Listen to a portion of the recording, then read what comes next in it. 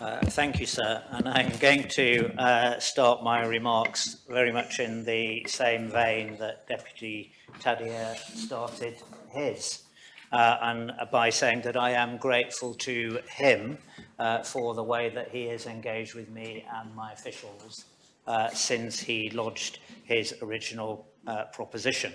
But I'm also grateful, sir, to all of those who have engaged with me during the course of thinking about and drafting the amendment that we have before us. I'm grateful to members for agreeing to take this amendment, and particularly the very late amendment which removed the words "to state."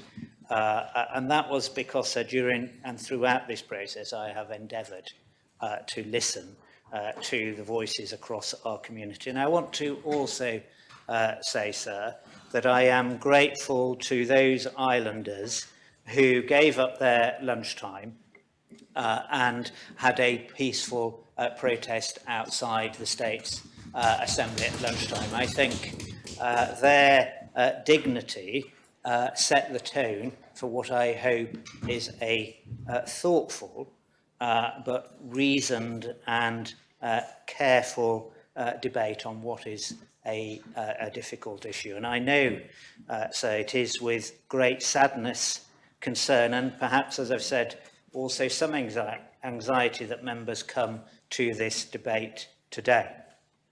Our minds will be focused, and have already been focused, on the tragic suffering and loss of innocent lives in Israel and Gaza in the months since the Hamas attacks on the 7th of October 2023. We will reflect on the statement that we, as an Assembly, wish to make, both in respect of recent tragic events, but also with the complexity and history of the conflict in mind. And we will be cognizant of how members of our own community in Jersey have been affected by the awful events of the last few months. But I want to be clear at the start. My amendment in Part B calls for an end of hostilities and a permanent ceasefire. As Deputy Tadea has said, our island has experienced the darkness of war. The effects and consequences of armed conflict exist in the conscience of many in our community. As a result of those experiences, we appreciate and value the need for peace and reconciliation, and the importance of freedom and liberation. We know that the world is complicated, and the resolution of long-standing conflicts with diverse geopolitics at play can sometimes seem impossibly difficult.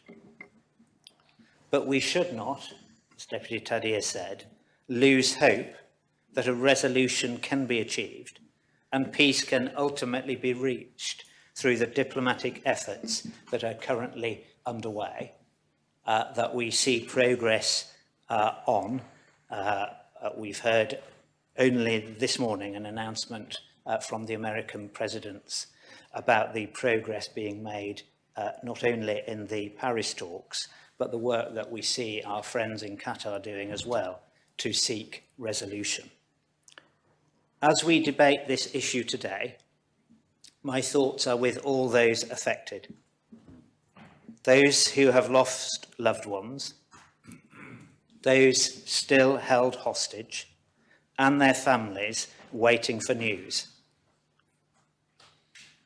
those living in fear of further violence, living in fear of hunger, and living in fear of displacement.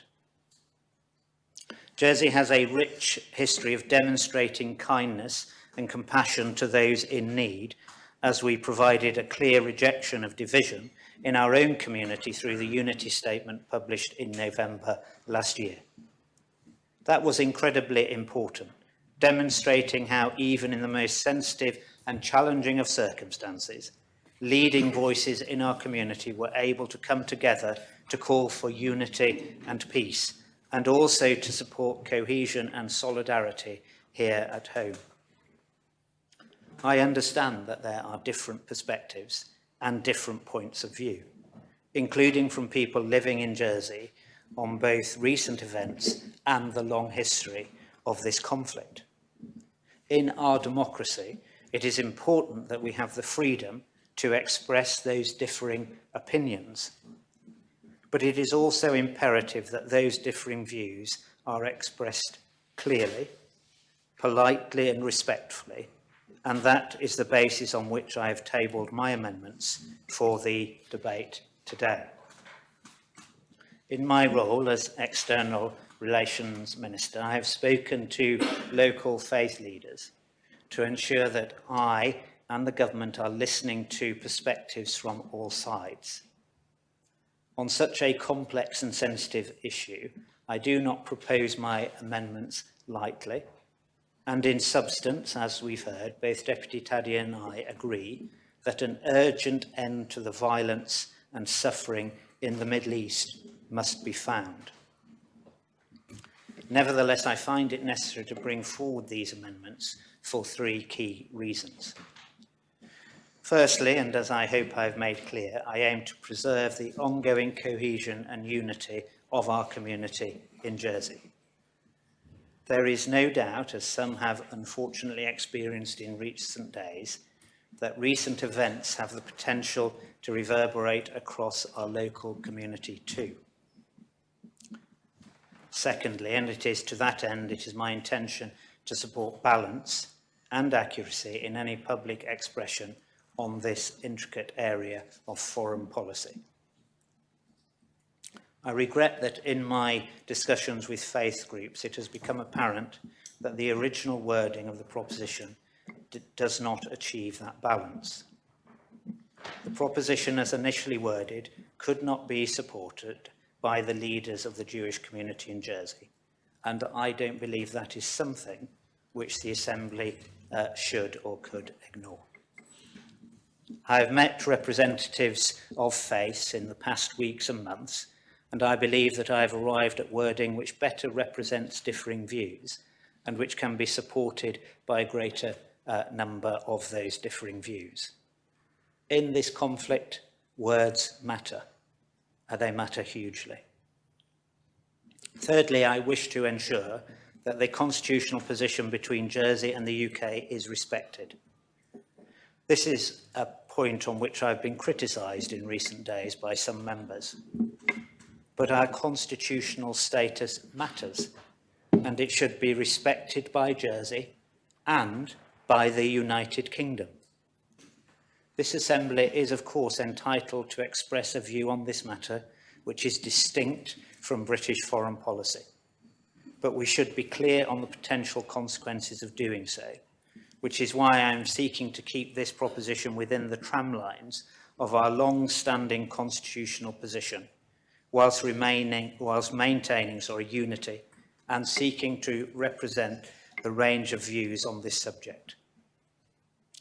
Fundamentally, my amendments take the same direction as the original proposition, which is to end the violence on all sides, a permanent ceasefire, and seek a diplomatic solution. But, sir, each of my proposed amendments are designed to ensure that we can move towards peace in a way which maintains unity. And I will now briefly set out my rationale for the amendments, probably in much the similar way that Deputy Taddy did in regard to his original proposition. In paragraph A, I propose to insert a broader concept of harm, as well as loss of life, noting the severe impacts for millions of Israelis and Palestinians, even in non-lethal situations. And I'm grateful to Deputy Taddy for accepting this part of the amendment. Following further discussions, I have also included specific reference to condemn the mistreatment of women as well as children, noting that gender-based violence and abuse has been reported on a significant scale throughout the conflict. These amendments reflect, I believe, core Jersey values both at home and abroad. Turning to paragraph B, my amendment describes the practical steps and the sequencing of those steps which will be needed to secure the permanent peace that we all wish to see. An immediate suspension or cessation of hostilities to enable three things: release of hostages and those unlawfully detained, the increased provision of vital aid, an aspect which is not covered in the original proposition, and a permanent ceasefire. It is an important principle for maintaining unity. All communities who I've spoken to in Jersey want the same outcome, but for some groups there are important actions that need to be taken before they believe a permanent ceasefire will hold. And I will just, as an aside, say that I think it's important to include the word increased provision of vital aid. Things have been said about the work of Jersey Overseas Aid, which I distance myself from. I think this Assembly and the wider community can be proud of the aid that Jersey Overseas Aid administers in all conflicts and natural disasters around the globe. It has first-class due diligence. We have seen reviews undertaking, but perhaps I'm even more confident than the Minister herself, having sat in that role, having been with her on a visit to Jordan when the Overseas Aid first decided it was going to send money via OCHA. And I think that they do everything possible to ensure that their funds are not used in an appropriate way. And I hope that no member reiterates what was suggested outside of this place.